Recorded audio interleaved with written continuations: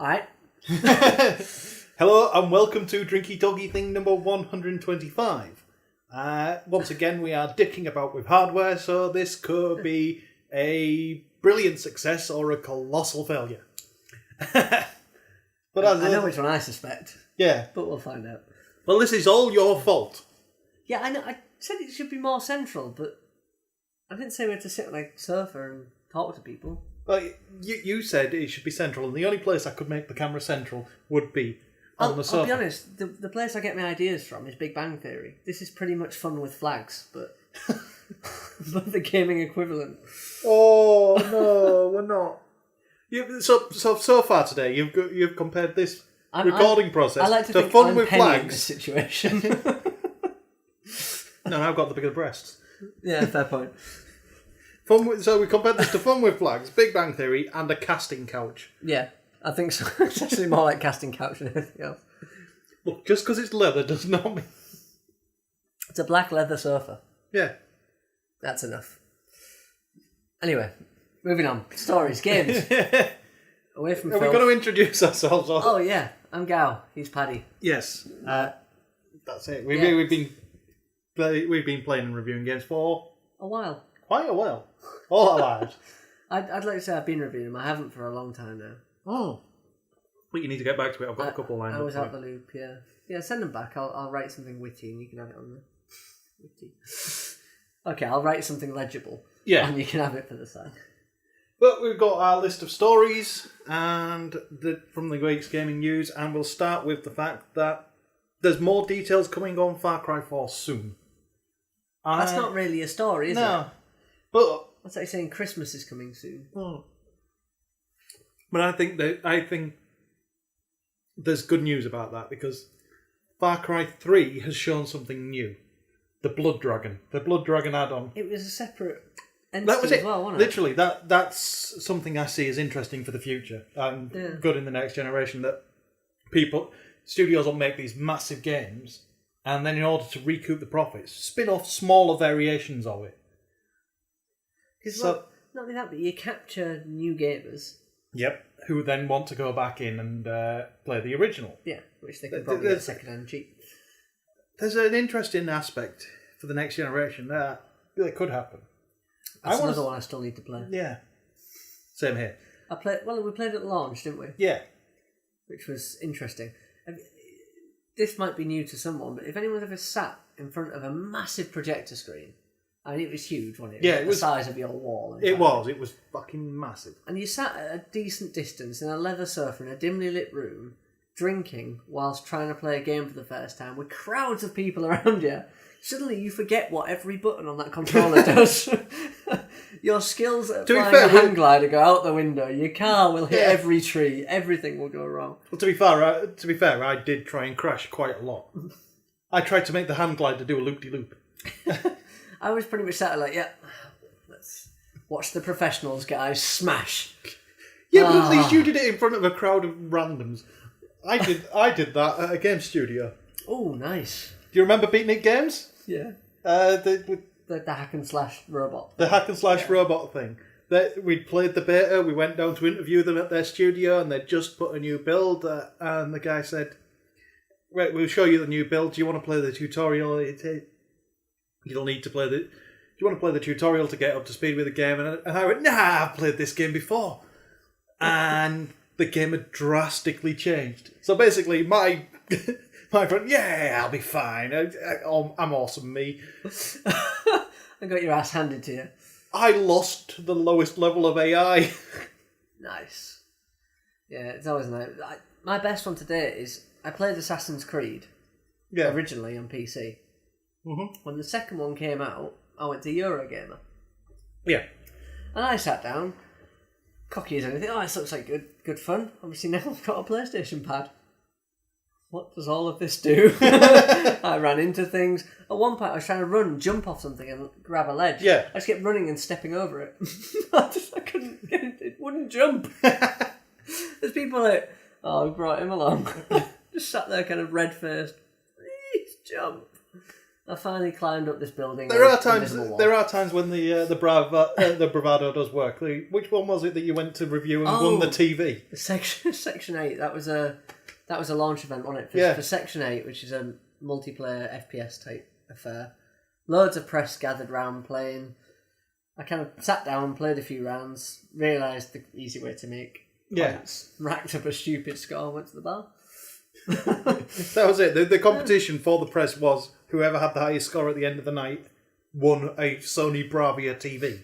It was nice. And you walked in, set the high score, and then left it for the night, and nobody came even close. Yeah, and then they paid for us all to go to a casino and have a few more drinks there. It was good fun.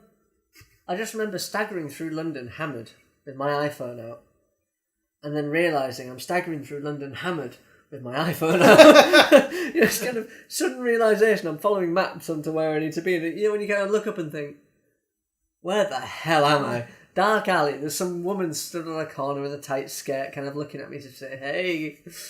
And then I realised, I'm going to die here. This is how I'm going to get mugged. Yeah. Never mind. We'll move on from that to the fact that this is the weird one. League of Legends. There's 2 stories for League of Legends this week. The first is that the guy that got arrested last week for basically talking shit on Facebook. Yeah. 2 players having a spat. One player started mouthing off on Facebook. I think he mentioned a keyword, didn't he? One of the ones that triggers the NSA. Well, no. It wasn't NSA, but yeah, a couple of keywords were said, and the guy taking the abuse reported him, and the police arrested him under terrorist charges. He said something about shooting a school, but it was clearly in sarcastic terms. Yeah, I'm going to come down to your school and shoot you and everybody you like, or something like that. Yeah. But I'm sure it started with, oh yeah, I'm going to... Yeah. It was literally, everything was taken out of context. But the police arrested him, which is a dick move by the police, and his bail was set at $500,000. Yeah. So there was no chance that his family were ever going to pay that. Thankfully, though, some anonymous donator has provided the family with the $500,000 to bail out their son. And that is a big anonymous gesture, isn't it? There's very few people that probably could. I don't think the anonymous donator will remain anonymous as long as they hope. Yeah. I've got my theory on who it is. And I think it's Riot Games themselves.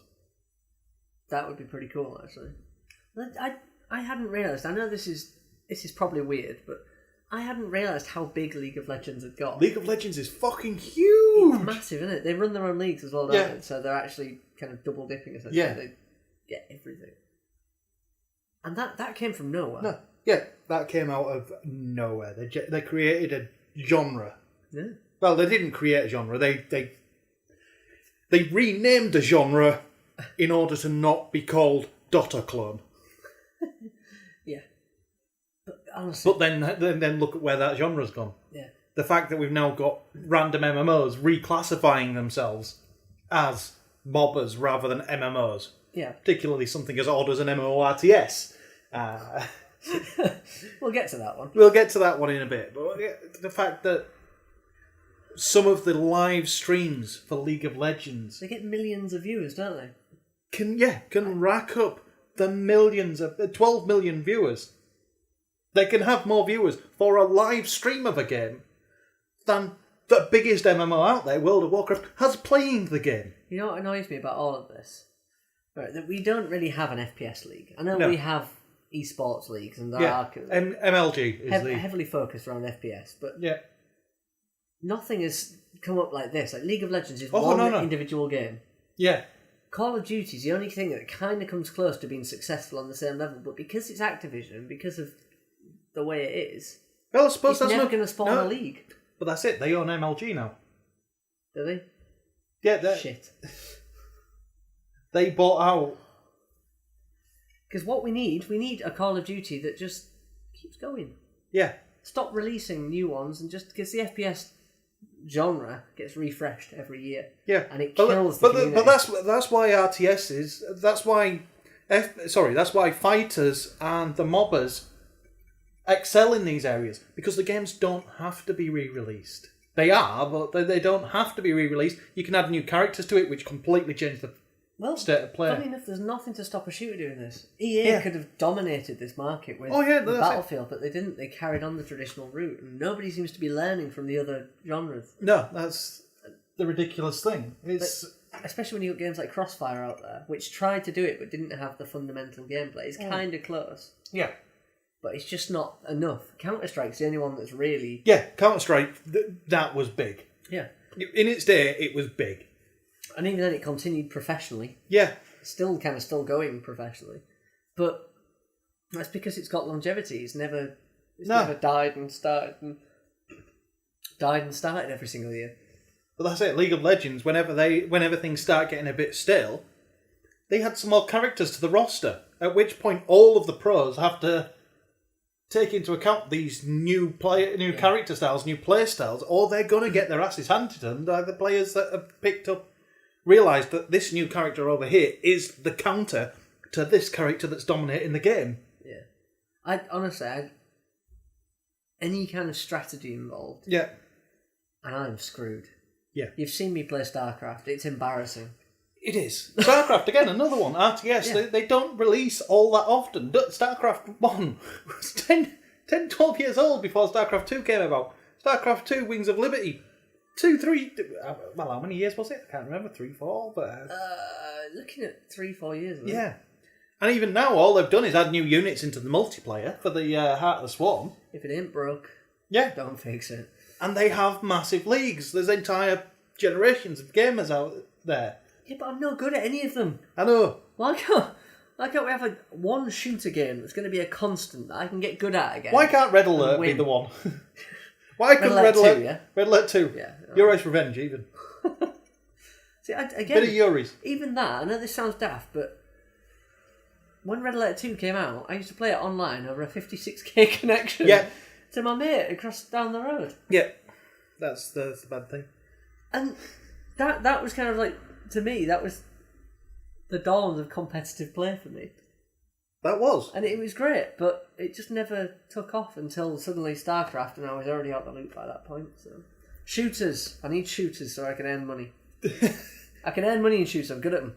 But the other thing for League of Legends this week is the fact that, again, the professional gamers that have come out of this competitive play, the Americans have reclassified professional gamers as athletes for their visa system. Yeah. Which is an interesting twist. It's an interesting twist, but it's also a tax twist. It's political. It's nothing to do with the pro gaming, because the pro gamers are coming. They go to the events and they leave, and they train in other countries. Now, if you can reclassify them as professional gamers, then you can get them through the visa system to get them into your country. At which point you start having to pay tax on your winnings, on your day-to-day wages, because most of these pro gamers, they're pro gamers, so they're on members of teams and on wages, and the winnings from competitions are bonuses. Clever bastards. Yeah, that's what it's about. But it's interesting to see a country take that step. Now, there's a few YouTubers out there that have been classified as new media specialists so that they can have visas as well for the same grounds. And all this is an extension of that system. A way to get extra money out of people, but at the same time it benefits them as well. But it benefits them. But the thing is, don't expect everybody to be able to go, I'm a pro gamer and get a visa in America. Because the pro gamer, the athlete visas, is classified under something person of exceptional skill. Yeah. And those things are fucking expensive. I know someone going through it at the moment. Yeah. Fiona's brother. And that'll be costing tens of thousands of dollars. It's not cheap, and it's not easy either. You also have to, for him, he has to have some kind of financial backer. Yeah. In America. No, that's it, yeah. It's unbelievable. But, again, the potential of what you can earn in America is... Oh, yeah, no. Well, that's it. In fact, I forgot that Tom was doing it. So, person of exceptional skill, tens of thousands of dollars worth of visa, you shell out that cost knowing that potentially you can make it back. Pro gamers, some of the pro gamers will do it. So don't expect everybody to be suddenly going, I'm a pro League of Legends player. Yay, I'm an American. Yeah, and then watching them lose all the money. Yeah. End up on the street, smoking crack. Too far? I imagine it happens to all the shit athletes, so... my main issue with this, anyway, with the whole pro gaming thing... Yeah. The reason I always think there's a dubious future for pro gaming is the health concerns. Gaming at the moment is sitting in a chair for 10 hours a day. Have you seen many pro gamers recently? No. They're usually skinny as hell and... They are scrawny or very buff motherfuckers. Yeah. Because part of that, because of those concerns, when you get onto a proper pro team, part of your training regime is actually an exercise regime as well to keep your body physically fit. Because if you're physically not fit, you're mentally not fit, and you can't play to your top potential. This is my concern. There's actually proof showing... I say proof. There's been studies done, whether they're valid or not. Mm-hmm. I can't say for definite, but yeah. Saying it doesn't matter if you do exercise, if you're sat down for 8 hours a day in a chair. Yeah. You're going to have a bad time. Well, that's my only concern. There's got to be a way. No, that's kind of a thing. It's the whole standing desk mentality. Yeah. And I have looked into the standing desk thing. There's a reason behind it. There's a reason behind it, but it's just as detrimental to stand still for 8 hours a day. Yeah. The problem is not the positioning or the stance. It's remaining still. So, like I said, most professional gamers that are members of teams, the teams enforce exercise regimes. And they'll enforce breaks to get you away from your seat every X hours. And they'll counter that. So I'm not so concerned. However, it's the getting into those pro teams that requires 10 hours a day. That requires 10, 12 hours a day practice.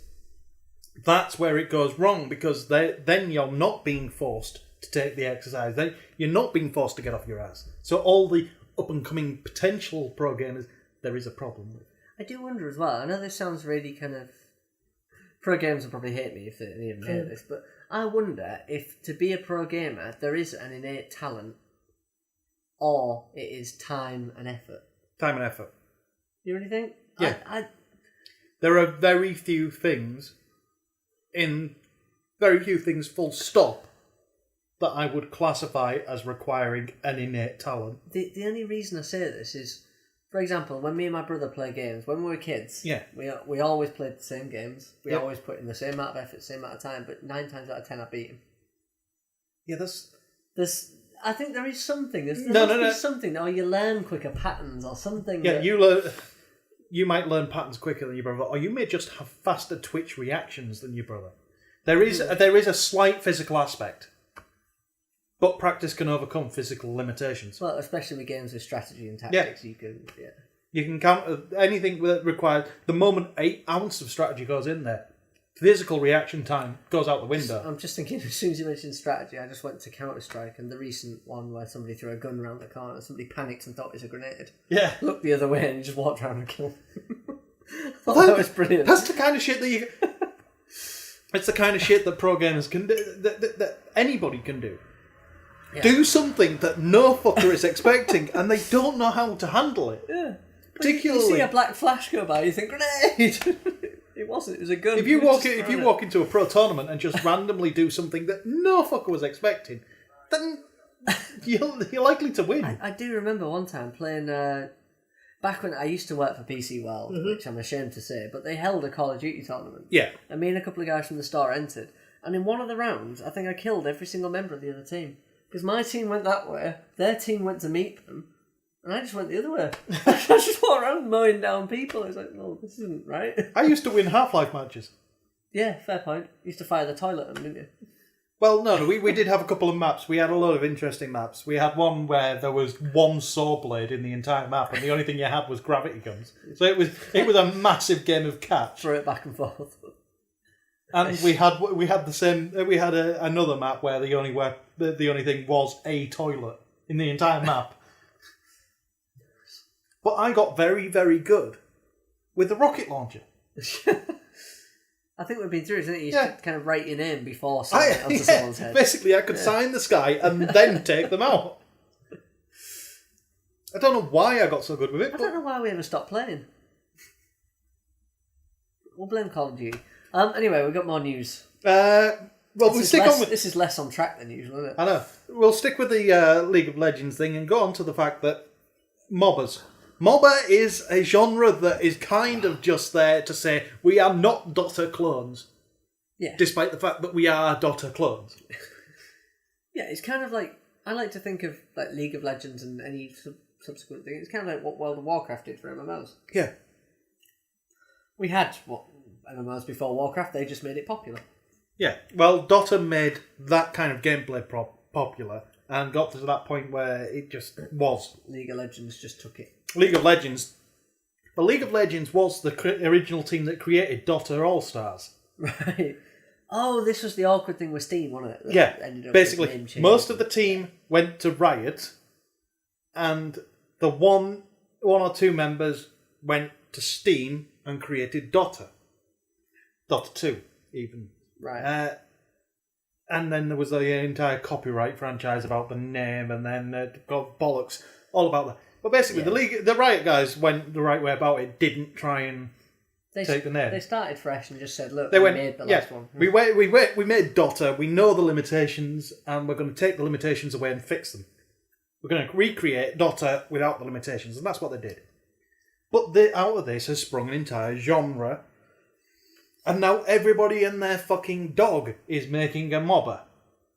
You've got DC making Infinite Crisis. Still looks very good anyway. You've got Funcom. They made theirs, Bloodline Champions. Very good little game. But not... it obviously doesn't hold up. There was a Heroes of something. Heroes of Nerith. That's the one. Kane was okay for a while. I'm pretty sure it's cancelled by now. Yeah, I wouldn't be surprised. But there's a few out there now, and Magicka's making one. It's the new thing, isn't Yeah, it? Magicka's making one. And then there is the End of Nations. Now, I think we've been over this a few times. I went to early End of Nations press events and loved the game. Absolutely fucking loved it. And I'm not ashamed of that. I'm very happy with my fanboyism there. Yeah. Because it was a good game. It was a long time ago now. I know. When you actually went to go visit. Because it was made by Petroglyph, and Petroglyph was founded and staffed by ex-Westwood developers, so it had a very Command and Conquer feel to it. And that was good. And then it all went south when End of Nations got pushed back from its release date, and then Petroglyph got pretty much canned entirely, and then it went into... Well, then it just fucked off. It just went quiet. Complete dead zone. And now it's popped back up. Triumph Worlds are completely handling all development from this point. They have changed it from an MMO RTS to a MOBA RTS. So they're kind of reworking the assets they've got then to fit the new gameplay. This is the thing. When I think back to what I played, there was a very MOBA feel to it. There were a couple of maps that had MOBA aspects to them. And the way you play End of Nations, it could really work. But I'm not in the alpha yet, so I can't give exact details on whether it's good or not. Until This is the thing. When you come down to all these MOBA titles, they all have a similar kind of feel, don't they? Yeah. A similar kind of setting. Well, Whereas End of Nations, I imagine, is going to break out a little bit because it's going to be more real-world setting than fantasy setting. well, it's still fantasy setting, but because it's the world that we know 40 years down the line and an entire conglomerate has taken over the world, and you're now part of the splinter factions. Yeah. But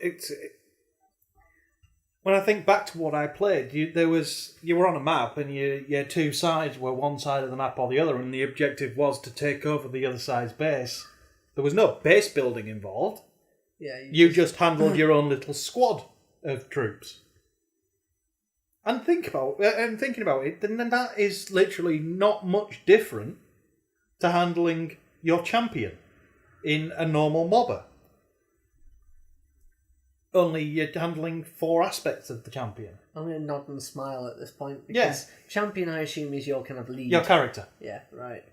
In normal MOBA, you play as a champion. You're the character, and then most of the little guys that do damage are creeps, and they just do it on their own. You've got no control over them. Whereas this is just End of Nations will basically be a champion, and you've got control over some of the creeps. Nice. See, I'd hate to put you on the spot here, but what I don't understand is, if you're just, essentially at that point, you're champion versus champion, the little creeps are irrelevant because you don't control them. Isn't that just PvP in an MMO, pretty much? Yes. How is this a genre? I assume there's more intricate bits there's bits to it, because you've got the turrets along each path, and you've got to make sure that no path loses all its turrets, because at that point, you've got a weakness in your defences. Right. And then you've got to make sure that you've got the right champions, because it's never 1v1, it's 5v5. Right, okay. It only really works once you get above 3v3, because you've got your 3 channels usually per map. On the basic maps, there's 3 paths, and 1 champion will be defending each. And the moment a turret goes down, there's your weak point, and then all of the other team will take advantage of that, or not take advantage of that, knowing that everybody's going to come and defend that. Yeah. That's where the strategy comes in, and that's the weirdness. A lot of bluffing involved. Yeah. Cool, I'm never going to play it, but carry on. But yeah, it's interesting to see something come back and reclassify itself, and I think it might fall into that category. I'm going to hold off all opinion until I actually get to play it again. We need to get in touch. I've got in touch. Good. I played this long time ago. It's still the same person working on PR as it was when it was then, and You've had a word. I've sent emails. I've sent email and hopefully hiya. was there a lot of please? I want to play the game. Not quite, but there was a bit of pleading. See, clearly you've thought ahead here. I haven't got another beer. Right. I'm trying to think which story I can blag on. Go on. Microsoft. The Xbox One messaging was flawed. I'm going to go ahead and say no shit, Shulk. Basically, Microsoft have been trying to defend their stance on the Xbox One and what they were planning to do with it, and said that while they are happy with where they are now, their entire problem and why players rebelled is because their message wasn't clear enough. Rubbish! Their interview explaining that their message wasn't clear enough was filled with enough fucking blag speak, gaming press gumph, to clog up even the most busy news site and confuse even the most interested person. Well, I was reading the other day, I can't remember who it was now, it's from an indie developer coming out and just saying, if Microsoft wants to succeed, they need to fire their marketing staff. Yeah. And you can kind of understand where they're coming from. Because although we, as gamers, have been left in the dark completely, indies have as well. They're still not quite sure if they're even going to be able to publish. Well, this is it. They're going to be able to publish, but it's the self-publishing issue that's the problem. Yeah. But for a lot of them, that's for a lot of indies, it's the big thing. And Microsoft have said that their messaging they weren't on message. They had no message. But that's it. They were confused about their message. Although, also as part of this, they have said that the family sharing may return if players want it enough. That was the one good thing about your offering. This is they clearly don't understand, do they? It also works out well that this week Sony kind of announced, that family sharing that Microsoft had. Yeah, if you walk around to anybody with a PS4 and sign in as yourself, you can access any games you own. If you bought them digitally. In fact, we talked about it last week, didn't we? The fact that your digital library is accessible on any console as long as you sign in as you. Which makes it worthwhile, in some cases, buying digital over physical. Yeah, at that point then, it's kind of... As long as somebody's got your details, you can have more than 10. You could have more than Microsoft does. Yeah, but you'd have... Yeah. Because Microsoft could play one at a time, couldn't you? You have to trust the other person. Yeah. It depends on whether... Do you trust? It depends on whether or not In fact, I'm pretty sure Sony's, if you sign in on another device, it kicks you out of the one you're playing on. So you wouldn't ever be able to play the same game at the same time. In fact, you wouldn't do that on Microsoft anyway. You wouldn't even be able to play any other game if somebody was using your account. Just make a second account. Job done. Then again, I forget people like the gamer scory things, don't they? Trophies. Yeah. I won't get onto that rant again. But Microsoft have said they were off message for the Xbox One, and quite frankly, yeah, we agree. You managed to fuck that up. If they'd have done it right, I think they could have sold the Xbox One. I think they could have. I think people would have accepted the restrictions that they were going to impose if they had made it clear what the benefit to the player was. No, I'm in a slightly different camp. I think they listen to the minority too much without considering what they were saying. They listened to the ones, not the ones saying, can we have an offline mode? They were listening to the ones saying, yeah, this is fucking awful, I'm never going to buy it. If they'd listened to the ones that said, just give us a decent offline mode, they'd have been fine. Offline mode was the issue. That was it. The 24-hour check-in was the problem. Nobody complains about Steam. No.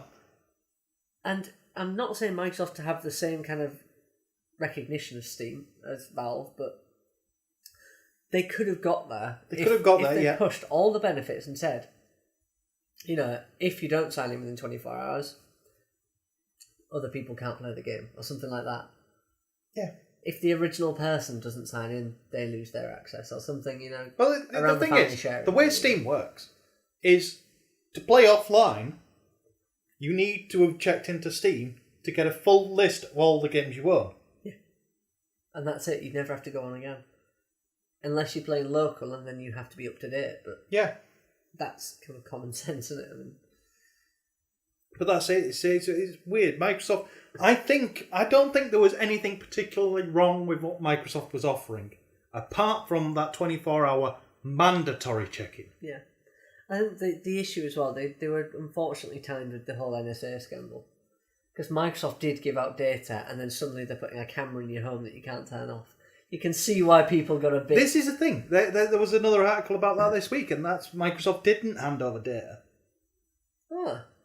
Microsoft have been tarred as having handed over data, and they actually didn't.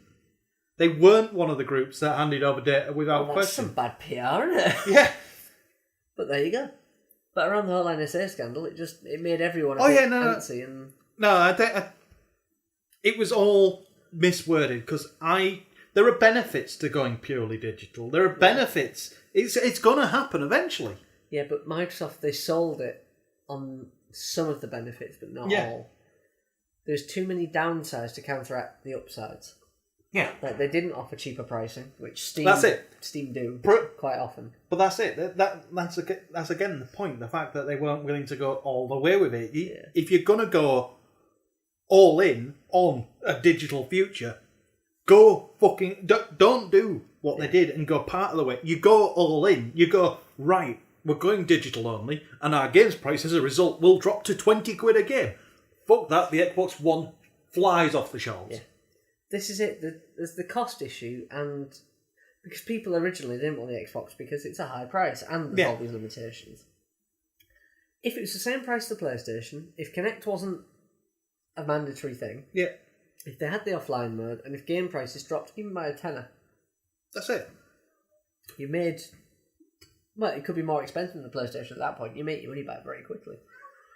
PC games are much cheaper than any other platform. Have you bought anything in the Steam sale? Because it's Steam Sale Week. Oh, unfortunately, yeah. I'm not logged in... Right. You don't have a PC! No, I know. Don't get me started, right? I've spent 20 quid. It's not that much, but it's quite a few games. You spend more than me, and I have a PC. I know. I'm well aware of the downsides here. I'm just praying. What have you bought? I don't know. I know Gary's mod was in there. Oh, but I think I already had that anyway. Yeah, you bought that again. Fair enough. I don't actually own Gary's mod. Dishonored. I got Dishonored. I think I got Bioshock Infinite. I was tempted by Far Cry, then I thought, no, I've already bought 2 big games.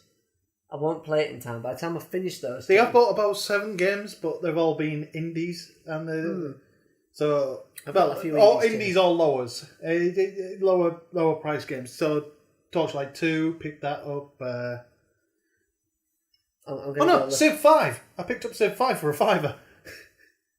Nice. I remember seeing that, but I didn't get it for some reason. Yeah, SimCity 4 dropped down to a £5. That's as much as I'm willing to pay for that DRM-ridden piece of crap. I could have sworn drunkenly I downloaded the Steam app the other day because I thought the Steam sales are on. I'll download the app, but you can't actually buy anything for it. You can? I couldn't. I was going through all the games. It wouldn't let me buy. Fair So enough. I don't know if I had a bad connection or what, but eventually I went on the website and bought them all. I had a really bad time as well at the pub, drunk, kind of ordering things, as you do on Steam sales. And I kind of left it open. The next morning I woke up to like 20 games in my basket. Like, oh, thank God. You just think that could have cost me a fortune. But anyway, yeah, good news. Moving on, because I've lost where we are. Oh, tying in with our talking point videos and podcasts, which Street Fighter 4. We didn't know this when we recorded the video last week. No, it seems quite apt, doesn't it, now that we were one step ahead, and Street Fighter 4 has announced that it's getting 5 new characters and a new version, Ultra Super Street Fighter 4. I also want to point out, I don't like this about Steam. What? Every time I sign into a new device, You've got to check your email, yeah. You can turn that off. I need to figure out how. You go into your settings and turn it off. Now I've got to filter through all the spam I have in my account about Louis Vuitton bags and Canadian pharmacies just to get onto Steam. Anyway, Ultra Street Fighter 4 is going to add 5 new characters and for owners of Super Street Fighter 4 it will be just a purchasable add-on, a DLC pack. For anybody that doesn't own Super Street Fighter 4, there'll be a physical edition that you can buy that has all of the DLCs for the Super Street Fighter edition. It's kind of like the Far Cry thing, then. Yeah. Where you can buy it separately, or... Yeah. Well, basically, if you've got the previous edition, you can buy the upgrade. Right. It's the PC model. If you've got the previous edition, you can buy the upgrade. Or you can buy the entire kit. Like The Sims. Is it actually the example? Yeah. See, unfortunately, sorry, just go back to Steam. That's the one I almost bought. Metro last night. But not only do I not have a PC, by the time I have a PC that can play it, it'll be cheaper. But Games. I'm sure I read somewhere.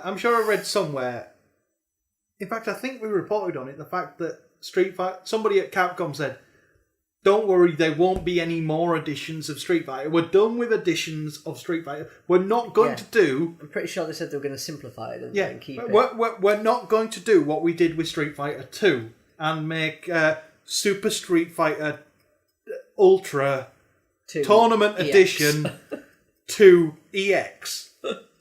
I've never understood it because literally, the only thing I can account for the Street Fighter series is the lack of DLC. Yeah. DLC didn't exist.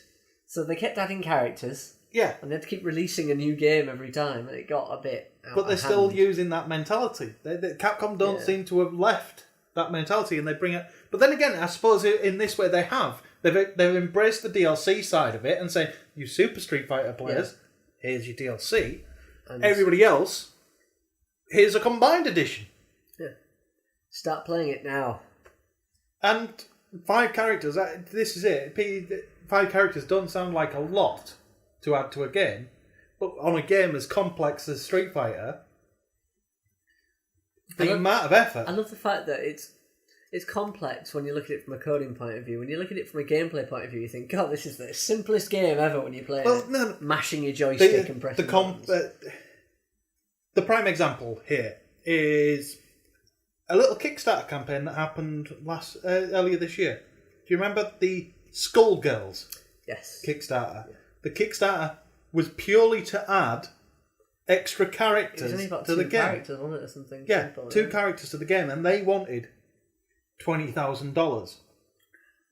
They were working on an aspect of $10,000 per character to add into the game, and their game only had 8 characters, full stop. It's crazy, isn't it, how it can work? So And they came out. There's a blog post about it. But they announced. They went, look, here's our workings out of exactly where the money's going on this $10,000 and why we work out that it is exactly why we work out it's $10,000 per character to add to this game.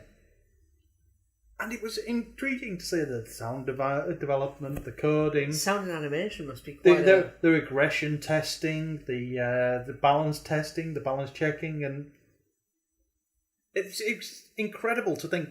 Now, that's a game that's only got 8 characters that they've got to balance against. So adding 2 characters in... You can see why Tekken cheated, can't you? Yeah. Because they often had characters that look different but work the same. Exactly, So when Street Fighter adds in 5 characters, you've got to imagine they're adding 5 characters to a roster that takes the entire roster up to about 35 characters now, I think. They could just add another Ryu, another American-looking Japanese bloke. They could. I'm a bit sour on that fact, by the way. But they don't. So they create unique characters. So I can understand why they'd want to make as much money out of it as they possibly can. It's great because it only really benefits the real hardcore gamers. Anyone else goes, oh look, a different looking character that I still can't control no matter how many buttons I mash. I'm going to go Ryu because I can do the Hadouken. Yeah, I'll go with Ken then because I can do Hadouken. It's quite simple. But try and do an uppercut. Impossible. Sorry, carry on. I can't do uppercuts every time. Fails miserably. You're after the Shoryuken. I do the Hadouken every time. Yeah, Yeah. the Shoryuken or whatever. You're supposed to go up a bit further, but I end up doing a Hadouken. No. You're supposed to start further round the disc. Oh, not go further. I thought you go So further up. you start from Backwards, back to forward to up. That explains because all my guy does is a little hop on the spot. Yeah. Back to forward to up, and then you do the punch, and then booyah. Right. I'm going to try that when I get in. Yeah. On my arcade board thing. I think that's a good point to stop for the half time. Let's have some music.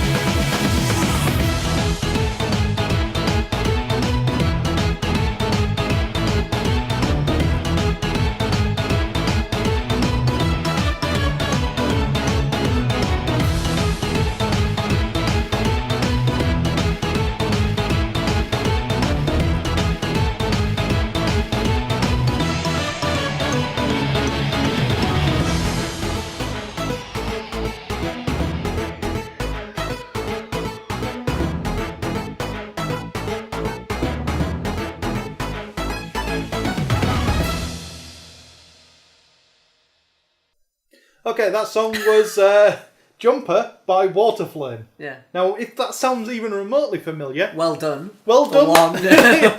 Well done for sticking with us for that long. It is actually the 2013 version of Jumper by Waterflame. He released a version of it back in 2012, and we used it in episode 84. Yeah. We actually... Jesus, this has been going a long time. You'd think we'd have more listeners if it was only one a week. Would have been much better off. Oh. It is only one episode a week. No, I meant one extra listener a week. We'd have more. No, we can match a one listener again a week. We get them in blocks, but we can say Cool. So working on that logic, then we'll be millionaires by the time we're dead. Yeah, Maybe. it's slightly depressing that I've got YouTube videos that have got more listeners, more viewers than most of them. Weirdly, so have I. Yeah. In fact, I've got one that has more listeners, I think, which is it's one I created back in my Battlefield days. You need to start getting YouTube up and going as well. I need to start blogging, I need to start tweeting, I need to start doing everything, really, don't I? But unfortunately, my current job is taking up a lot of time. It is slightly all-encompassing. And... Yeah. Mm. Happy times. Yeah, So stick on with games. Where are we? We've done Far Cry 4, we've done The Enormous Donator, we've done End of Nations, Xbox One, blah, blah, blah, blah, blah. I'll be honest, this is my only tenuous link to games anymore. Yeah. Depressing. Tribes Ascend has basically been left in the wilderness. Cool. No more updates for 6 months. I've never gotten into the Tribes games. I remember first-person shooter, weird jetpacky things. Yeah. Yeah. See? I know my games, I just don't necessarily play Here we go, here's something we can rant about. Ubisoft. It's always up for a rant, yeah. Do I need the rest of assholes, right? Do I need the rest of the What sentence? you've done to Rayman. Sorry, carry on. See, I'm close to forgiving them for Rayman. What have they done? Well, it seems they've added about 40 more levels to the game during the time that they've been working on it, including some from Rayman You're Origins. have to download them, right? On your Wii U? If they're already printed and done in a warehouse. I reckon they'll reprint the discs. Fair enough. We'll let them off then. There's about 40 new levels added and a bunch from Rayman Origins being ported over to the new Rayman Legends and a separate side story. And it sounds like they've done enough to makes you a bit happier now. It sounds like they've done almost enough to justify making me wait. Not completely enough. I still hate them, but Ubisoft goes through like pits and troughs, don't they? Yeah. Sorry, peaks and troughs. Because they like... they go, dick, dick, dick, dick, dick, good thing. Dick, dick, dick, dick, dick, good thing. Or, as it's known, DRM, DRM, DRM, we're cancelling it. DRM, DRM, DRM. No, it's not honest, we are. DRM, DRM. It's no. Give them their due. They did cancel their DRM policies. But it's more a case of, we've got this game, we've released it on this, we've released it on Xbox, PS3, PC. No, sorry, we're gonna hold off on the PC. And 6 months later, eventually it gets there, despite the fact that they've admitted they're generally created on the fucking PC first. Yeah, it's Assassin's Creed killed it for me. They forced me to move to console. Yeah, I'll be honest, I preferred it on PC. I don't know why. I should be better with a console. I just preferred it on PC. see, I prefer it on the PC with a console controller. That's just weird. I suppose better graphics. Better graphics, run smoother. Yeah. And if I'm bored, I can turn it off quicker and get to the internet quicker. How do I... Is that just me? But yeah, what they've done this week is they've pretty much said that they will not start a new IP unless they see potential for it to be turned into a franchise. Yeah. Which I really don't know which side of the argument I fall into on this. Because you look at the top selling games of last year, and the majority of them, I imagine even the top 20 will have been sequels. I think your one anomaly in there will have been Journey. Yeah. I'm just thinking Ubisoft, they're doing Watch Dogs, aren't they? Watch Dogs. So that means we're going to get... Yeah, Watch Dogs is looked at as potentially... Watch Dogs. They're also doing the Crew. Not the Crew. Is that them? No idea. That's the driving game. And then there's the Splinter Cell one. The Division. Yeah. See, now... Watch Dogs is frustrating. Splinter Cell is actually already a franchise, so that's kind of... You can forgive that one. The Crew, it's a driving game. they're pretty much franchises anyway. Watch Dogs is a weird one, though, because it gives me the impression it would lend itself well to kind of lots of people online all together playing together. Mm-hmm. And if you're going to do that, you can't release one a year. You kill your player base. This is the question as well. It's whether a franchise needs to be one a year. Well, every other bloody developer is at the moment. I know, every other bloody developer does. Even them. But look at the Sonic franchise. Yeah. That's not that wasn't one every year. No, but Sonic kills. It causes heart attacks. We'll get to that. Do we have to actually? I'm sorry, we will get to it, but I want to get with it now. I want to deal with it now because I want it over and done with. And do we really want to acknowledge the Daily Mail any more than we have to? I think we have to on this point because they've outdone themselves. Basically, a kid. Well, let's put it this way. I'm going to say they have outdone themselves in one regards. I have actually researched my rights into the Press Complaints Commission to complain about the article. Nice. Unfortunately, my right to complain is very limited at this point. Because I'm not directly involved in the story. Yeah, it was so massively... But I now feel very old. Why? Because I've actually researched how to officially complain about a newspaper article. Nice. Yeah, that is quite bad, actually. You're going to be one of these people where a black person might be offended by this.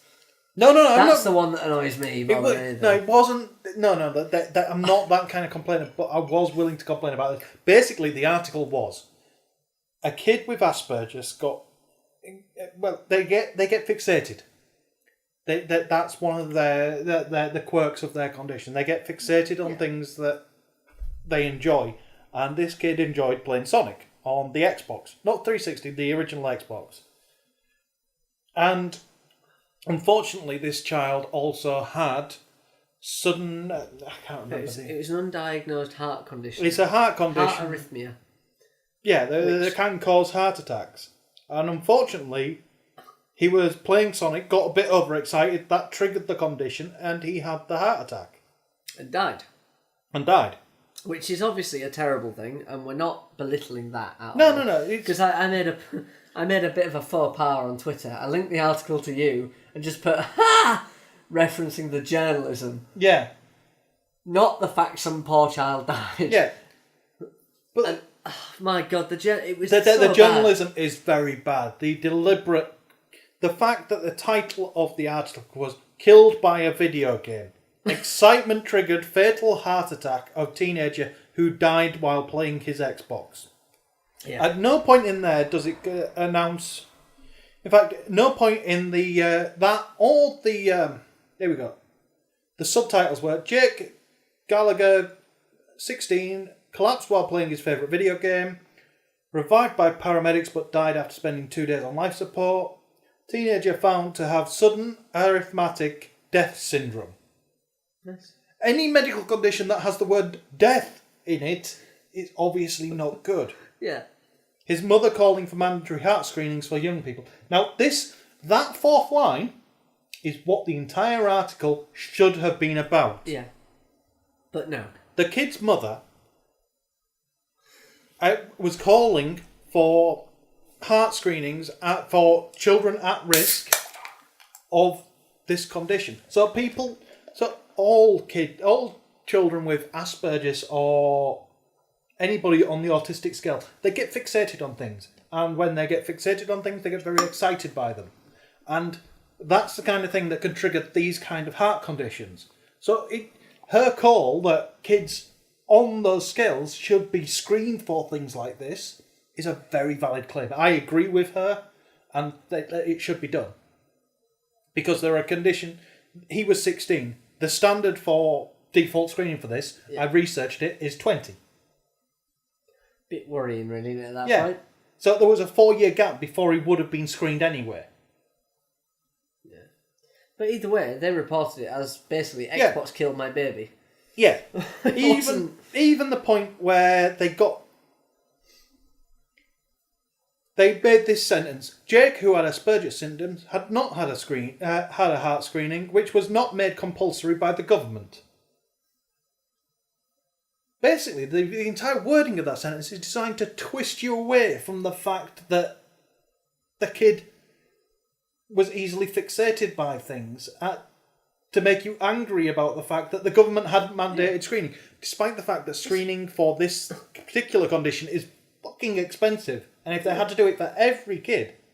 The Daily Mail's brilliant, though, because they're anti-government, they're anti-royals, they're anti-everything, they're anti-games, anti-foreigners. It's the Daily Mail. There is no way that story may hold water, and it's not... They pick the titles purely to cause controversy. I mean, the whole nature of... It's the fact that they're taking advantage of... I don't even care about the story anymore. I don't even care about the paper anymore. It's the fact that they're taking advantage of the death of a kid to make their political stance. I don't care what political stance... I don't care which political party they're for. I don't care which political argument they're trying to make. But they're making a political argument at the expense of somebody's death. Right, let's bring this back to games, though. Yeah. It's not just the Daily Mail. IGN had one the other day. This one was thanks to Dave, who I work with, because he's an Xbox fan. Yeah. Now, obviously, PlayStation fan, we wouldn't have batted an eye at this. Probably not even noticed it. But they ran a poll on who will be buying a PlayStation, who will be buying an Xbox. 2 separate polls. Yeah. And pretty much 40% said, yes, I'll be buying a PlayStation, definitely. 40% said, yes, I'll be buying an Xbox, definitely. And the 20% in between kind of went, I'm still making up my mind. This was 2 separate polls. Pretty much told us exactly the same thing.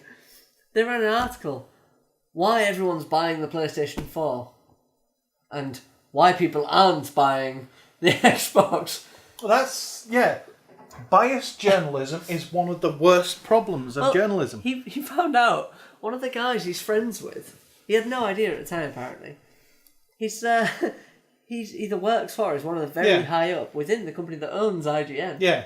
And he just happens to have the same taste in music, so they've got on and been mates through that. He just said to him, what the bloody hell are you doing? Apparently he just came back and said, look, well, we've got to reflect our readers' opinions. And I'm guessing IGN readers might have a tendency towards PlayStation maybe. But it's so twisted that that's how you do it. Yeah. You purposely antagonise people. We've been inside. We've seen these things happen from directly within. Yeah, well, I did mention the Tomb Raider fiasco to him. Yeah. You remember the whole PR of kind of, well, if you give us a good review, you might get copies of the next game early. Yeah. What? Sorry, what? You want us to biasly review your game for your next game? Yeah. No. But that happens all the time, and there's bias reviewing within all of the industry, and there's very few people out there that you can trust. In hindsight, we're guilty of it. We gave you Sonic games. No, this is I agree. No, this is an interesting topic to go down, because this is where you cross the border into, is this biased journalism, or is this just conditioning? I think we need when we were reviewing games, when an MMO came in, you got it. We would not have given it to you. No. Because you're an FPS player.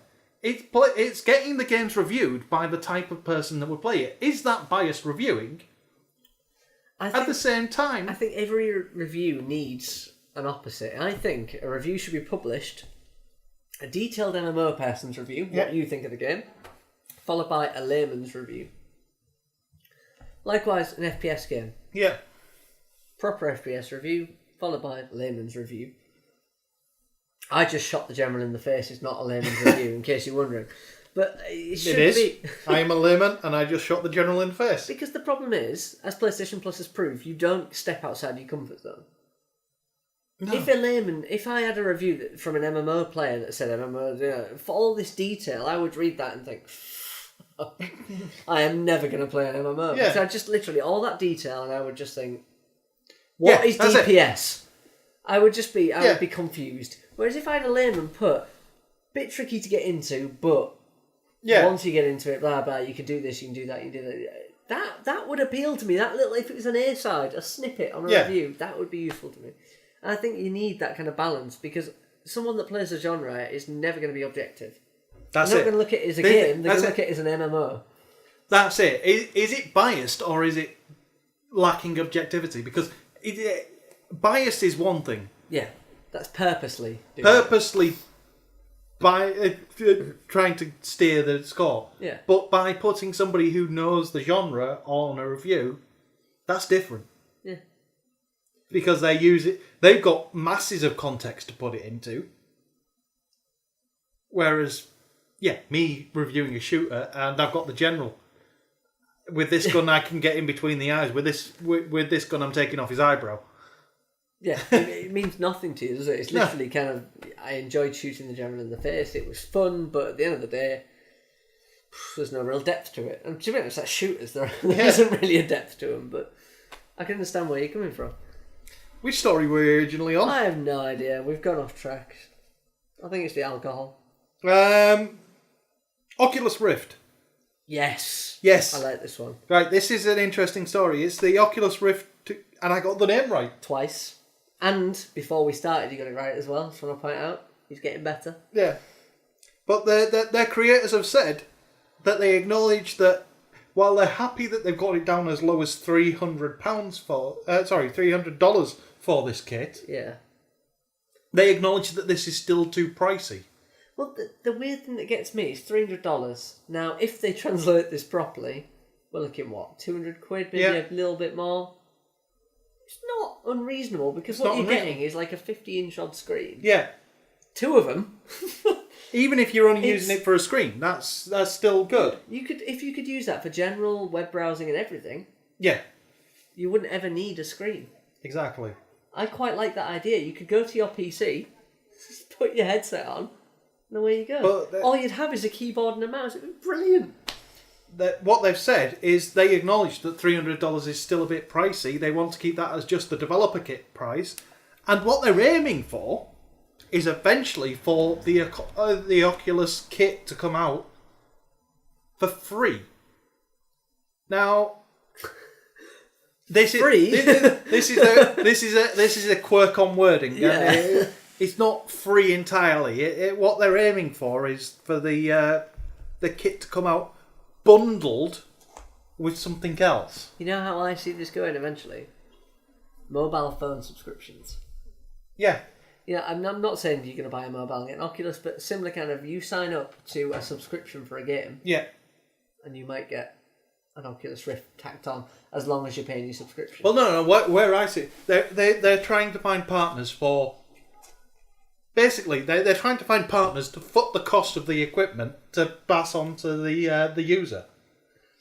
That's basically what they're aiming for as a way to increase their install base, so that more developers develop for the Oculus. It's kind of a spiral control there.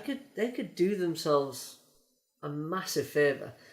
Right, the biggest limitation of, let's say, desktop computers is your screen is only this big. Yeah.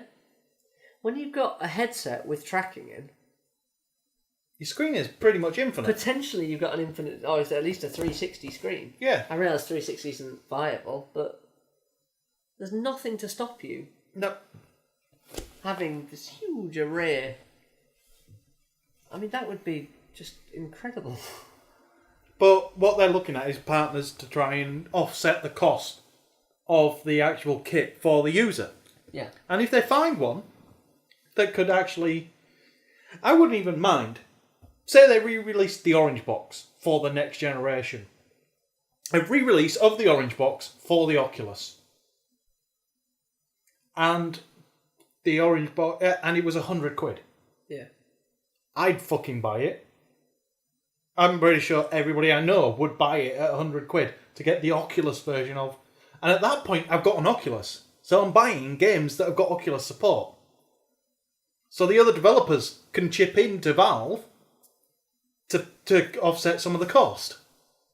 Yeah, it's If you get a group of developers together and go, look, we accept that if one of us sells this game sells it bundled with this game, you're going to have a consortium, aren't you? Yeah. Everyone together feeding this out. The problem you might get is if somebody let's take this the current model. Yeah. Activision release an Oculus version of Call of Duty. They release it in a special hardcore bundle. Yeah. It's $300. A lot of them are going to sit on the shelves. To be fair, I paid more than £100 for some of my collector's editions. And they're just collector's editions with random statues in. Yeah, fair point. I'm not sure that reflects on the industry or more on you. No, but I'm not the only person who buys collector's editions because there's enough of these fucking things out there. They're floating around. Therein lies the problem, but yeah, carry on. Colonial Marines had a fucking collector's edition. Yeah, Far Cry 3 is still selling their collector's edition. Then nobody's buying them. I still think the best one is the Warhammer collector's edition, where the actual there's a little Warhammer model within the Warhammer collector's edition. And these collector's editions are still out there on the shelves. This is a little hint. The collector's edition is selling for about 20-30 quid now. The little Warhammer model inside can only be got within these collector's editions. And it sells on eBay for 60 to 70 quid. Yeah. It's a bit backwards, isn't it? They don't realise that they can just go down to the shop and buy it because they think collector's editions are rare things, and they're not. This is the problem that they're supposed to be. The fact that our HMV tried to not accidentally, tried to shift some of its stock, deliberately cheating. They stacked the Wrath of the Lich King came out. They stacked Wrath of the Lich King boxes on top of Warhammer Collector's Edition boxes. Hoping people would pick up the Collector's Edition for Warhammer, not realising what they were buying. Oh, nice. What's happened with Warhammer these days? It's still going? It's still going. It's kind of gone free to play, but kind of not at the same time. I'm not sure. I haven't checked it out in a while. Fair enough. Anyway, are we out of stories? Or are we... No, we've got more stories. We're out of time, because let's not go daft here. No, we're going to pause for a second. Okay. I'll read the stories. Read the stories. Okay, so we took a little pause there, and what stories we've got there? Never know. They will, because there's a dog now. Oh, yeah. Yeah, that might give it away. Might give it away. This is Tyra. If you can, I'm sure she's in shock at this point. We mentioned Asperger's earlier. Hello. This dog has Asperger's. Have I stopped stroking yet? It doesn't move. It doesn't really walk. It sits there. Let's stick with Sony. It's their PS4. The Greatness Awaits. Well, yeah, the Greatness Awaits trailer. Now, everybody saw that, and it was quite impressive. The fact that there were 40 games references in that trailer, and that it took people weeks to work out what all 40 were. They're selling off bits of that trailer. All the kit, all the costumes, all the little extra features. They're selling them off bit by bit. If you want a piece of greatness, and you're American, unfortunately, it is only being sold to Americans. But the best thing is, it's not money that you're buying them with. It's an auction system where you use your gold trophies from games. That's brilliant. I can't argue with this because it's rewarding people for It's playing. rewarding PlayStation fans for playing PlayStation games with stuff that's awesome from PlayStation games. One of the things that they sold off was a clicker costume. So basically a headset that you could put on that would turn you into a clicker. Somebody on Halloween is going to intimidate the hell out of everyone, isn't he? Yep. Oh. But that's it. Some of them I get that tomorrow. Yeah. I finally will get to play Last of Us. It's brilliant. I'm about a third of the way through it. Cool. I'll hopefully have it done in a day. You will overtake me, I'm sure of it. But I've got a week off work as well, so I will. Fuck you! I will beat Paddy. Sorry, carry on.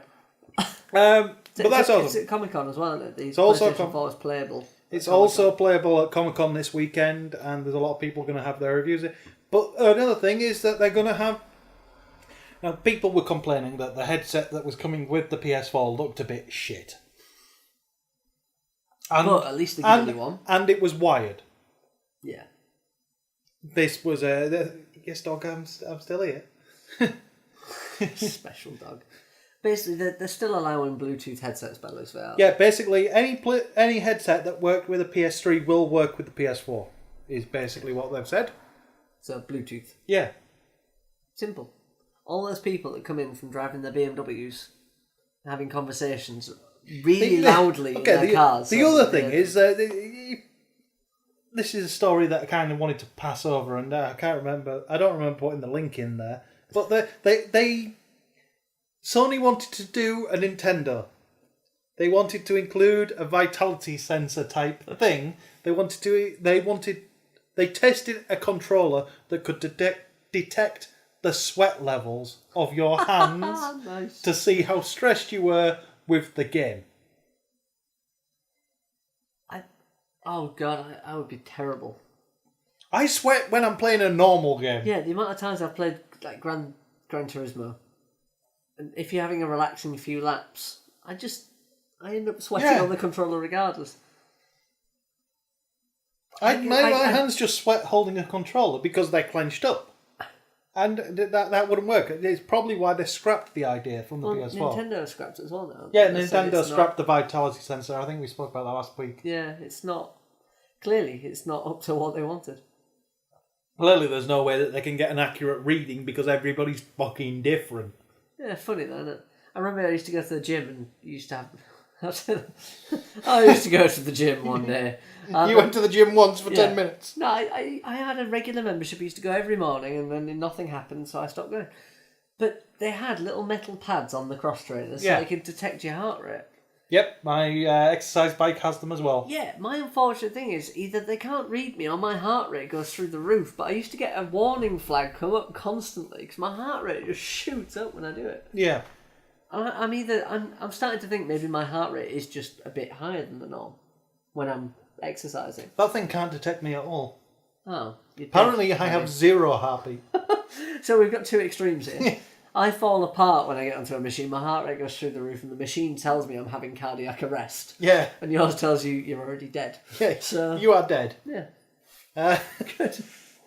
The other stories, what have we got left? The KOTOR team are working on a new IP at BioWare.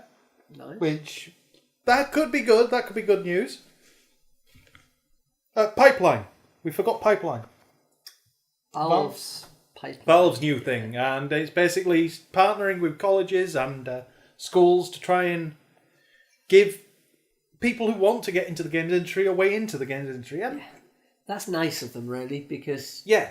Let's be honest, we know there's no real way in. There's a lot of luck involved in getting into it. Well, think about the number of people that Valve have taken from colleges and universities that had college projects that went on to make them millions. Yeah. Portal, for one. Portal, and then they stole a second team for Portal 2. I'm sure they've stolen more. Counter-Strike was a mod team. The thing is, there's a lot of... Because currently in the UK, we're suffering. We're kind of going the other way. I mean, we have, apparently, don't hold me to this, but a lot of... I'm going outside of games here, but a lot of startups in London are saying they can't get the skills they need. Yeah. Now, I know there's a lot of computer science graduates. Yep. So I'm wondering what the hell kind of skills they need. That's it. It's a question... Either we're not teaching correctly, we're not teaching the right skills, or these people are just getting too picky. Yeah, I know. I'm not sure which way it goes. This is a thing that... This goes back into my day job. And our company, which I'll not name for sanity's sake, we hire graduate developers. We hire graduates. Now, we don't care... We don't seem to mind what they've graduated in. What? They don't have to have graduated an IT type role, but nice. They have to have graduated because that shows a level of competence. It's not as much about I'm screwed then. I'm a dropout.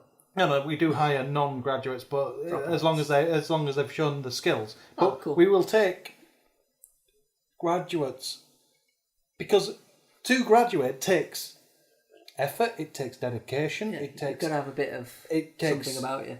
It shows that you've got the ability to learn new skills, and it's... More companies need to do this, because graduates are out there that have got they've got skills, and they could learn the new skills for your job in your company. Yeah. But nobody will look at them. My main issue is that a graduate used to be someone that had... This is it. It's a skill set, and they were educated in a specific way. But now it's got. I work in an education type environment, so that I work with educational stuff. So I know that for a fact that there's a simple thing that education has become. It became the striving goal for everyone, and now it's got to the point where you're disadvantaged if you don't have the education, because everybody's expected to have it at this point. It's when we were at school, because you're 26? 5 and 363 days. You're 26. And I'm 30. And when we were at school, if you didn't have a college education, you were a bit special. Now it's actually we're a degrees have become the norm, haven't they? Degrees have become the norm. Which is just ridiculous. But that's just social mobility for you. Yeah, but it's got to a point now where it has become ridiculous. I don't have a degree. Yeah. I'm expecting to... Well, I can't say exactly where I'm going to be in a few months' time, but I'm expecting to move up to a point where a degree student wouldn't be able to walk into.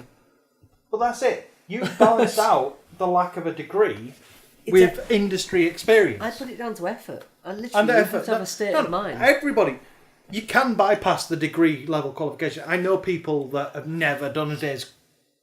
Yeah. Oh, fuck you. Richard Branson. Look at where he's got Alan Sugar. Yeah, but he ran Amstrad, and he ran it into the fucking ground. But let's be honest, Alan Sugar, he was a dodgy salesman. Yeah. Steve Jobs, he may have formal education, but his skills are purely in understanding people. No, his formal education was in nothing to do with anything that he's actually done in his life. He is... The awkward thing is with Steve Jobs is he has this thing where he doesn't understand technology quite as much as other people. No. He understands, he has a vision in his head, and he tells other people to do the complicated bits. Yeah. And that made him a visionary. Yeah. The engineers deserve the credit. I'm sorry, he was a marketer. I get sick of the constant kind of Steve Jobs is a hero. No, he was a nut job. He killed himself because he got cancer and thought eating grass might save him. Sorry, carry on. There is that. That's it. But yeah, there are people that can get ahead without the qualifications. But yeah, it's got to the point in the UK where qualifications are pretty much expected. Yeah. I'd be very surprised if any of my work colleagues realised I hadn't had 4 GCSEs. Yeah, that would be quite funny if they found out. But we've been through this. You were a chav in your past. And then I was a chav. I only have 4 because one of them was a double. Science? Yeah.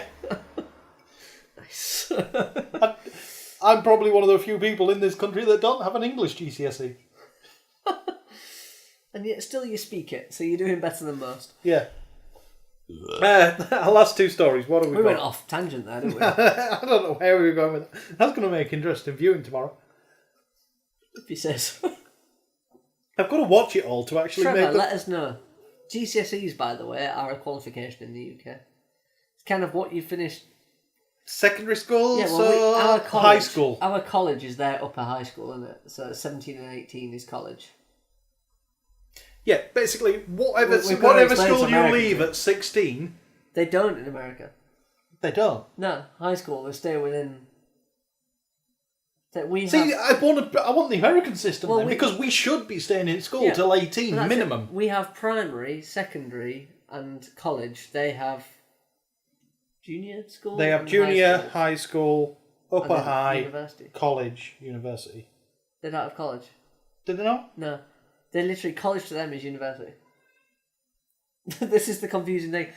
College in America is university, so college grads and college students are university students. High school is up until 18, so they just kind of... So they skipped the A-level stage, basically. Yeah, that's rolled into their Standard education. That's why the Americans are doing so much better out there than we are. Well, you say that, but depends which area of the country you're in by the looks of things. Well, then you've got entire countries, entire cities going bankrupt. You know who's good? That was a random statement. You know who has a very interesting approach? Well, India. If you go through the stats, because the amount of people they have in India and the amount of gifted students, they churn out people that literally... Oh, yeah, fuck it. They have more gifted students than any other nation. And yet still, people have that kind of predisposition that they're all going to be doctors or whatever. I mean, you've got just many gifted people there that might be computer programmers, and they might work in call centres for a bit. You could be talking to the next kind of... I'm not going to say Bill Gates or whoever, but... Oh, no. There's so many people in those countries that get overlooked because they're from what is classified as a third world country, but their people are bright. Yeah. So when we say we're outsourcing to India, people go, huh. So, yeah, well, they're just as talented as you, but they charge less. Of course we can outsource to India. Sorry, where are we? We've gone through Valve's pipeline, which is the college scheme, and that got us to where we are. So we're there. Viacom have lost $300 million lawsuit against Harmonix. Yep. Basically, they flogged Harmonix and said, "We'll still give you your bonuses." And then when it came time to hand over the bonuses, they handed over a fraction of. Harmonix said, "Hang on, you've given us 140 million here. You were supposed to give us 700 million. And Viacom went, nah. The courts have decided, yeah. You at least hand over $300 million right now.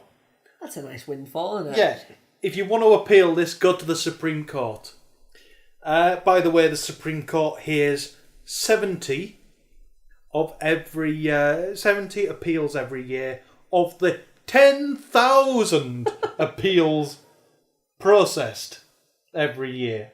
I just want to point out what the whole point of the Supreme Court is to give justice, right? No, the Supreme Court is there to give justice, and they give justice on cases, but appeals cases are a separate branch of the Supreme Court. They deal with. And of the 10,000 petitions made every year, they only have the time to research and actually give proper time to. Because if the appeal has got to the stage of getting to the Supreme Court, then they have to know everything. So the amount of time that is required to research and know every detail of a case, to the fact that they're doing 70 per year, it's quite impressive. But I don't think Viacom will appeal it at this point. I think they're pretty much stuck, aren't they? I think they've done well to get $300 million as a price when it should have been $700. Yeah.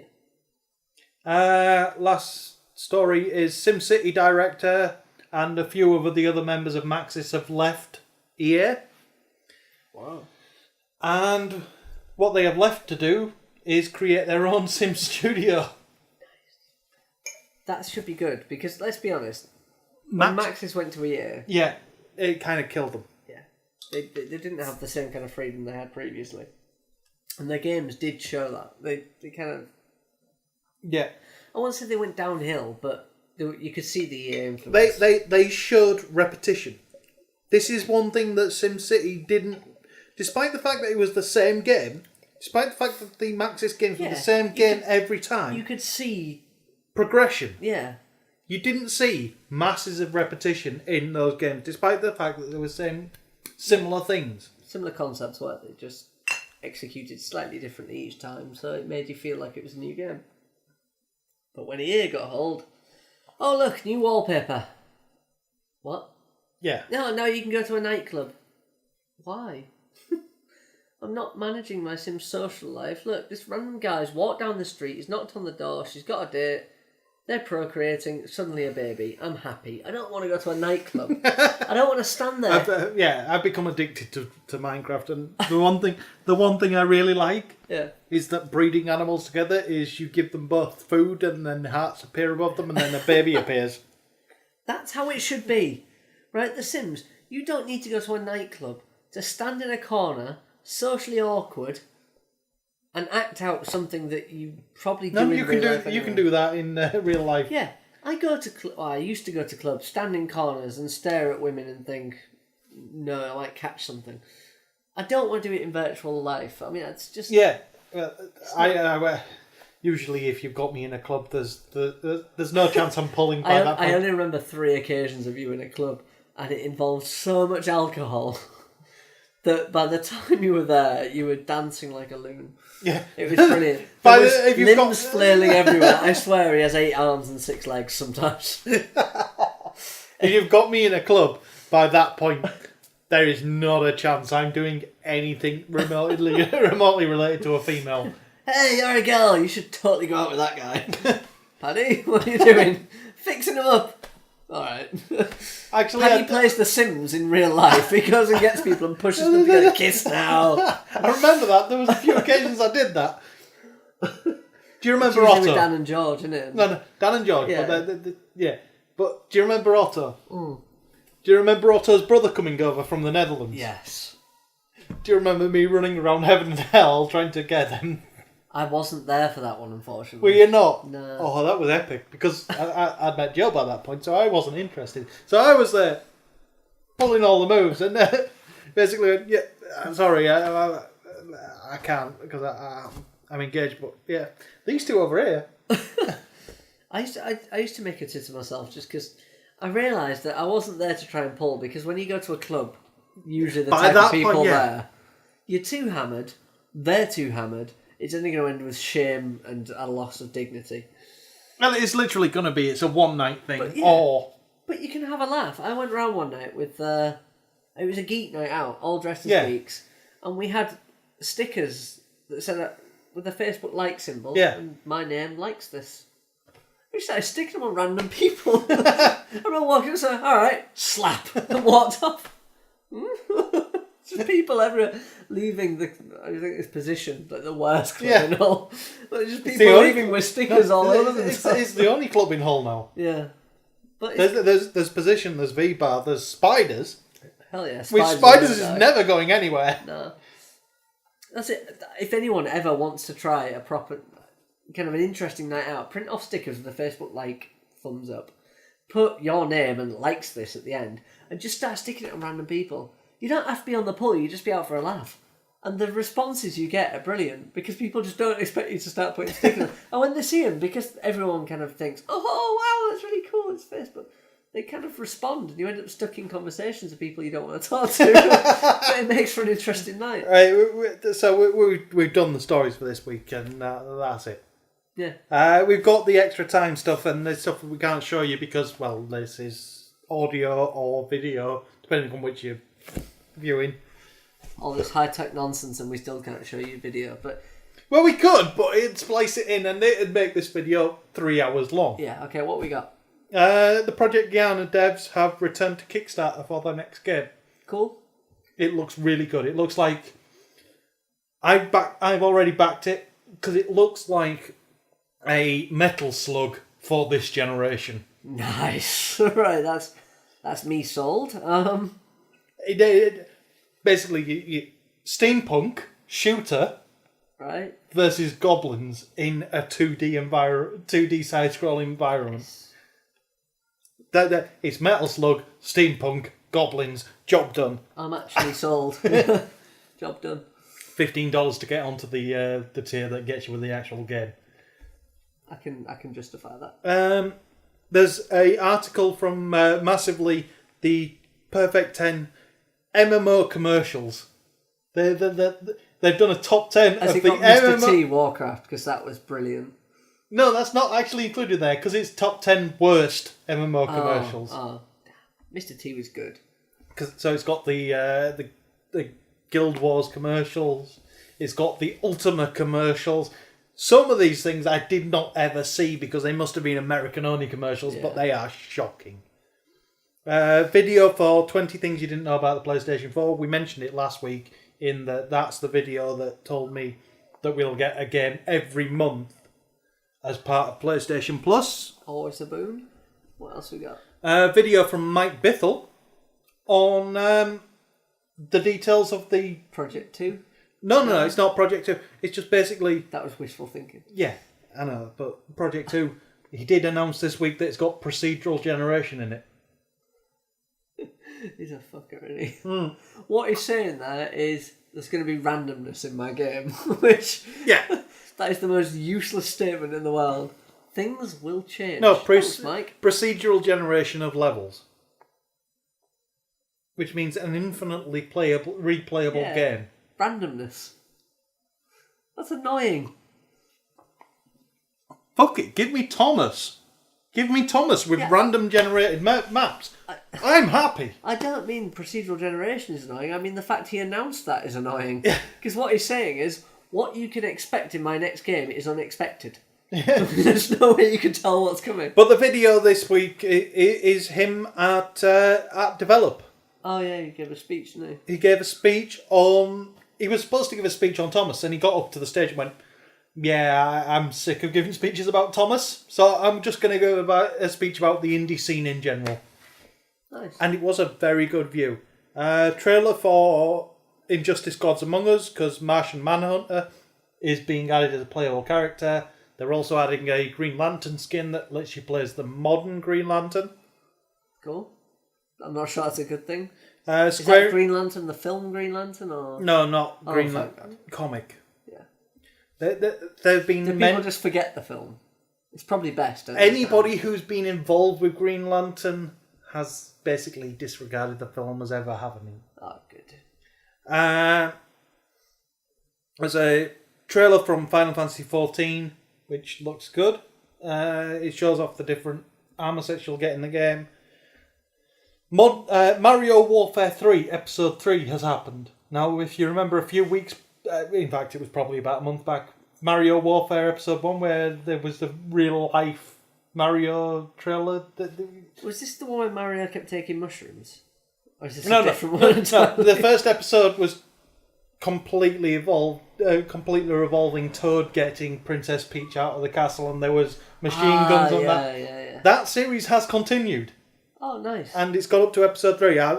We missed episode 2. Episode 3 is brilliant because they've Peach and Mario and Luigi have been captured, and Peach has found herself in Donkey Kong Kingdom. Nice. So we're going back to the original Donkey Kong, as in I've got a princess, hold her above my head. I haven't actually watched the episode yet, but it's the fact that it's gone into Donkey Kong country. Going back to the roots. Yeah. Really, yeah. And then 2 links that are just interviews made by Rock Paper Shotgun with Charlie Brooker. Alright. And it's part of their Gaming Made Me series of interviews. Basically, they just go and interview famous people about how gaming has influenced them. Nice. He's a good ranter, isn't he? He really is. Yeah, he's epic on his rants. And I like to think I compare him to Zero Punctuation Yahtzee. Yahtzee is good. He's a similar kind of rant. He's always on the negative, never anything positive, and that's... No. Brooker goes on the positive every now and again. Does he? When he goes on a positive, he can rant just as heavily positive as he can negative. Brooker is a ranter, and he can rant positive and negative. When he goes, he just... Once he goes, he's just gone. Yeah. And basically, it's just sit back and enjoy the ride, because you're not getting a word in edgeways. But that's brilliant, because I still think the best reviews are the negative ones. Because if you can still pick holes, you can spot. Yeah. You can spot when somebody's purposely nitpicking. Yeah. So if you are seeing nitpicking, you can suddenly see, well, actually, this must be a good game. Yeah. for example, when you look at any zero punctuation, you can spot the good games because it doesn't rip into them half as much as he does the bad this ones. is it. And that's again a review and I like. That's why I like Charlie Brook, it's why I like Yahtzee and all those. And that's it. We're Pretty done. much done. Why are you waving at the camera? Because I assume we're leaving. We're leaving, but we didn't do the thing at the front, so we've got I'll to do keep it at this the up. end. You carry on, go on. Right. All the contact details for us. I, on Twitter, am at DrunkenGamer. He is at D_Gow. He put an underscore in his name to prove me wrong and make me a twat. Did I? Yes. Just because of the alcohol. Yeah. Yeah, okay. It's your fault, not mine. And we have a website, 8bitalliance.com. You can find us at / Twitter drinking. account for the 8-Bit Alliance is at 8-Bit Alliance. And you can find us on Facebook at / Drinky Talky Thingy. Because there's a lot of drinks involved. YouTube. Talking. Oh, YouTube. / DrunkenGamer? Nope. I don't understand YouTube. Go on. 8bitalliance.com / YouTube. Of course, because what you've made it make sense. Bye!